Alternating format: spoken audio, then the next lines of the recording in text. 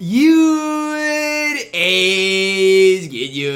It's your boy Ty back here with another video, and in this video today, guys, we're going to be going over and looking at each and every one of the NBA tournament battles players that did get released in my team today. Now, I've already heard that the price of emeralds are just a little too high for what they should have been, just from what I've personally heard. And so that's not necessarily what we were looking for today, but we're going to be talking about which of these emeralds could be good if they got evoed, and kind of how to approach this thing, right? Should you guys lock in for Jokic? Should you guys just be patient through it all? We're going to be talking about that as well. Now, before I dive into any of these emeralds, if you're new to the channel, man, make sure to smash that subscribe button as we're on the road towards 130,000 subscribers. Looney Tunes up first, 69 3-ball, decent enough, 68 speed. Defensively, not great. Badge-wise, pretty bad. And if this is what we're going to see badge-wise from all of these emeralds, man, it is not going to be a good day. It's just not, because none of these cards are going to play. None of them. I mean, if you're this bad stat-wise, this bad badge-wise, how am I supposed to make the case that you should be able to play? I don't think I can make that argument. I just don't think I have any ground to stand on. Looney Tunes absolutely sucks. Simon's up next. Okay, he looks better. 83 ball, 86 speed, decent acceleration. Badge-wise looks way better. Why is this card so much better than Looney? I mean, even from his badge count, he's got a ton of badges compared to what Looney had. With all that being said, his defense is going to be absolutely horrible. Anthony Simons base, normal timing, Dame dribble style, normal leader. He could be fine if he gets an Evo, but again, not a card I love. Nas Reed up next, 6'9", 7'3", wingspan, 78 3-ball, decent speed at a 62 defensively. I mean, I'm surprised he has as much defensive badges as he does, because Nas on the defensive end of the court, I'm just going to tell you guys, that's not really his strength in real life. I'm not saying he's horrible, but surprised he doesn't have more like finishing badges, stuff like that. And in general, he's fine. Not a card that I love as an emerald, but again, if he gets evoed, could be solid at least. Jalen Williams up next, 6'9", 7'1", wingspan, 82 3-ball, 62 speed. Very similar to Nas, but he's going to shoot the ball a lot better and be a little worse defensively. I don't really mind this card. I'd have to, again, use his release, see what that's working with, which he does have the Zach Collins base. I don't know. Again, another emerald that it's hard to really make a case for any of them right now. Kogi up next, 76 3-ball, 89 speed, really solid defensively. This is our first emerald where I'm like, okay, you know what? For budget ballers out there, a Kogi might be something. Debug dribble style. His Kogi base isn't the worst. I've used it in play now before. I'm not trying to sit here and say it's the best release I've used all year, but it's just fine in play now. I like this Josh Okogie card. His offensive rebound rating should be higher, but I do like this card, and I think this card is going to be one of the better emeralds we see today. If he gets an Evo, makes the 3-ball better, makes the ball handle, maybe even his defense even better, Okogie's going to be the man with the play to my team. The one thing I'm worried about with the Kogi is he's only 6'4", right? His height is obviously not that great, but if that's my biggest worry, I mean, I think he's got something going for him.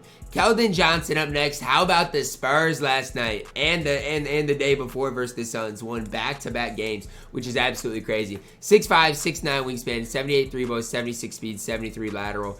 I mean, Keldon Johnson base is never good. This card stinks. I mean, he absolutely stinks. Eamon Thompson up next, 6'7", 7-foot wingspan, 95 speed, 88 lateral quickness. He can't shoot, though. That's a big-time problem. Can't shoot. And you notice the MT price of each and every one of these cards? I'm going to tell you guys how expensive it is to get Jokic as it stands right now, because it is not going to be cheap.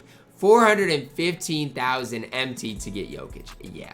And none of these emeralds, as it stands right now, are looking very good. Jonas Valanciunas, 6'11", 7'3", wingspan. Good 3-ball, but that's about all he's going to give you on the court. Joe Val base, probably not great. KCP up next, 87 3-ball, 85 speed, really solid defensively. This card, with his hot spots, is absolutely elite. Think about what I just said about Josh Okogie. What KCP gives you is Josh Okogie with one of the best releases in the game and hot spots from everywhere. I'm a massive fan of KCP in my team. Great release, good dribble style, good 3-ball, good speed, lateral quickness. This card's going to be absolutely fantastic. Y'all better hope the Nuggets keep winning so he gets a Emmy or Diamond, because if he does that, you're going to be looking at one of the best shooting guards in the entire game. Josh Green, 6'7", 6'10 wingspan, 84 3-ball, 86 speed, good lateral quickness. This card's elite too. I don't know what the Josh Green release is like this year. That's the one thing I'm not sure on. But he even comes with MJ dribble style, and he's 6'7". Josh Green has so much potential to be good as long as that release is going to be solid. Vando up next, 78 3-ball, 75 speed, great defense. For no money spent players, Vando is going to be elite. I've seen him enough in play now, man, because everybody uses the Lakers. And let me tell you guys, Vando is not going to miss for you guys. He is going to knock down shots at a very high clip, very high level. He is going to be absolutely incredible. Next up, guys, Malik Monk, 6'3", 6'5", wingspan, hot spots from 3 to 5 places around the arc. 83 3-ball, 84 speed, decent lateral quickness, shooting badges, absolutely elite for Malik Monk. Just got nothing really bad to say outside of he's 6'3" and his defense is going to be horrible. That's what to say. Malik Monk is basically borderline unusable. Taylor Horton-Tucker, 6'4", 7'1" wingspan. Why he doesn't have point guard eligibility, I don't know. This card stinks though. Can hardly shoot, plays no defense. He stinks in my team. Luke Kennard up next, 93 ball. At least with Luke Kennard, he's got Luke Kennard base on quick, a 93 ball. If you get him, you know what he's going to do for you guys on the court. You don't have to be like, oh, well, I wonder if Luke Kennard is going to. No, he is going to be absolutely elite when it comes down to shooting the basketball. And honestly, that's all that really matters for a card right now in my team. Norman Powell up next, 6'4", 6'11", wingspan, good 3-ball, decent speed, bad defense. Norman Powell based on slow. This card stinks. Nothing good to say about the card. Danny Avdija up next, 6'9", 6'10", wingspan. He kind of looks like Lamar Odom stat-wise. So, I mean, if you like Lamar Odom, you might like Denny. The Wizards somehow win a couple of games. His Evo could be really solid. Gary Trent Jr. up next, 6'5", 6'9", wingspan. I don't know why Gary Trent Jr.'s release is always bad. I guess I can't say it this year because it's still not good. I feel like his release in real life is not slow, but maybe that's just me. This card's going to shoot the ball well, but I just don't love his release. Never have, never will. Jalen Duren up next, can't shoot. Decent speed, great rebounder. As far as an interior big, he's pretty solid. Another guy that if he gets an Evo could be really solid. Could end up being like a Tim Duncan type of card, to be honest. Never going to be able to shoot, but defensively could be absolutely elite. And honestly, could be even faster than a guy like Tim Duncan. Benedict Mathurin up next, 6'5", 6'7", or 6'8" wingspan. I swear last year he was 6'7", but whatever. 83 ball, 84 speed, defensively horrible. What is up with all of these cards being horrible? Benedict base on quick, that's solid as well. But that release on, the fact that he's only 6'5", is trolling. I don't know what that release is like this year. DFS up next, 6'7", 7-foot wingspan, hot spots from both corners and the top of the key. 83 ball, 75 speed, 82 lateral quickness, decent interior perimeter. I like DFS in my team. I really think if this card gets an Evo, he could be, just elite, honestly, in my team. Wendell Carter Jr. up next, 6'10", 7'3" wingspan, can shoot. Defensively not great. If he got a defensive Evo that upgraded, upgraded the defense at the power forward position, he could be solid enough in my team. Josh Hart, 6'4", 6'8" wingspan. Decent 3-ball, decent speed. I hate the fact that he's 6'4". He's 6'4" at the shooting guard position. Give me a Kobe. Mark Williams up next. Okay, 7 feet tall. I swear he was 7'1", but oh well, 7 feet tall. Okay, 7'7" wingspan.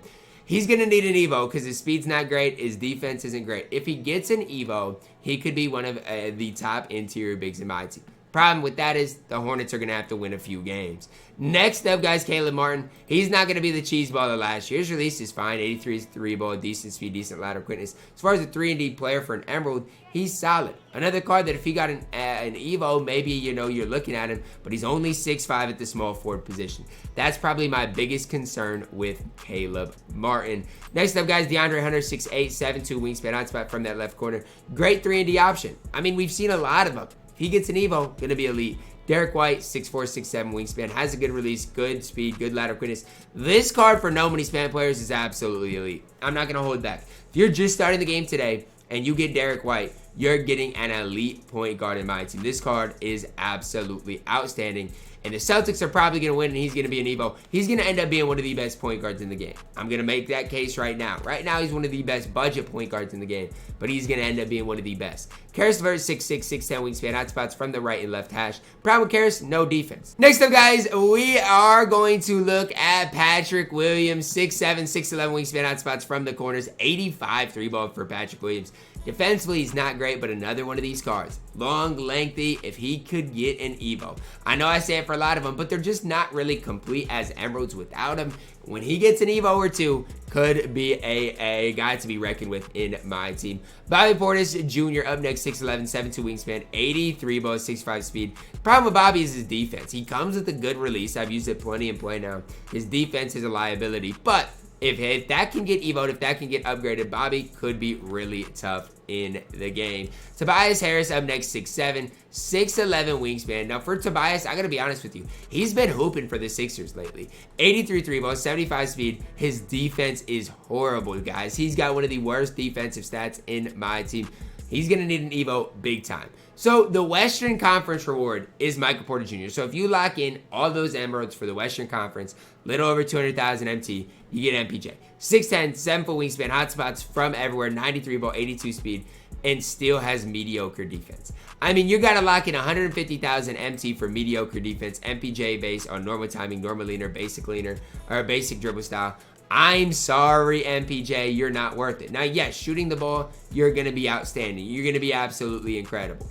But if that's really all you're giving me on the court, I just don't think it's worth locking in all the MT. Great 3-ball, probably a decent release, every shooting badge in the game, but you're just not worth the lock-in. Tyler Herro up next, point guard eligibility, 6'5", 6'3" wingspan, decent 3-ball, decent speed, defensively, horrible though. I get it. D-book dribble style is cheesy on Tyler Herro. I get it. I understand why people would want to lock in for this card.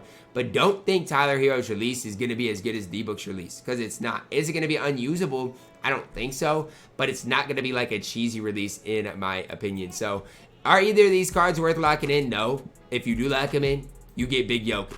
6'11", 7'3" wingspan, can play the 4, 85 3-ball, slow, and plays no defense. He comes with half range, which, I mean, is somewhat cheesy. Half range for Jokic, and obviously, offensively, he is going to be absolutely elite. I don't think anybody's going to argue that. But his defense makes it so he's not even a top 5 big, in my opinion, in my team. Him compared to Giannis, there's no comparison. Him compared to even, like, Joel Embiid, I think Joel Embiid is so much better than him. Why? Just because Joel Embiid defensively is going to be able to go out there and compete. Whereas with Jokic, I don't really see that. Yes, Jokic is going to do some things offensively for you guys that like Joel Embiid can't, that Giannis can't. But as far as the full picture, I just, at the center position, need a guy that can go out there and get me paint stops. And I don't know if Jokic can do that at a high enough level. So what is my recap on all these players? I mean, honestly, there's some decent budget guys, but I mean, I just wait. I would wait until they get Evo to do anything with this set. Herro, MPJ, Jokic, they're not worth it. I'd just wait and see. That's kind of my my stance on it. Let me know yours down below in the comments, guys. Drop a like on the video, subscribe if you're new, and as always, man, I love you guys. Have a blessed day.